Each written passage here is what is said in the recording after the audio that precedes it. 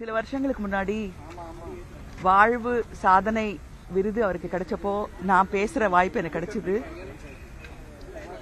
தமிழ் சினிமாவோட நிறத்தையும் குணத்தையும் மாத்தினவர் அவரு. அவரை மாதிரி இன்னொருத்தர் கிடையாதுன்னு நான் சொன்னேன். அதே தான் இன்னைக்கு சொல்றேன். பாரதி ராஜா இல்லாம தமிழ் சினிமாவில் யதார்த்தம் வர்றதுக்கு ஒரு வாய்ப்பே கிடையாது.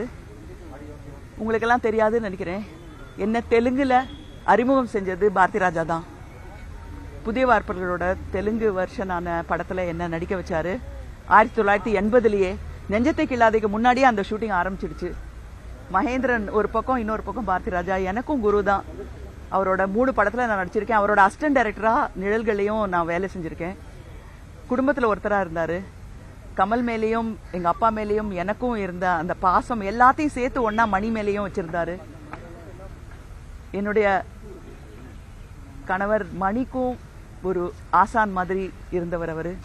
இன்னைக்கு அவர் நம்ம கிட்ட இல்லை அப்படின்னு நினைக்கும் போது வருத்தமா இருக்கு. ஆனா அவரு தமிழ் சினிமாவுக்கு கொடுத்த விஷயங்களெல்லாம் நினைக்கும் போது ரொம்ப பெருமையா இருக்கு. எங்க குடும்பத்துல ஒருத்தர். அம்மாக்கும் ஜனனிக்கும் என்னுடைய ஆழ்ந்த அனுதாபங்களை தெரிவிச்சுக்கிறேன்.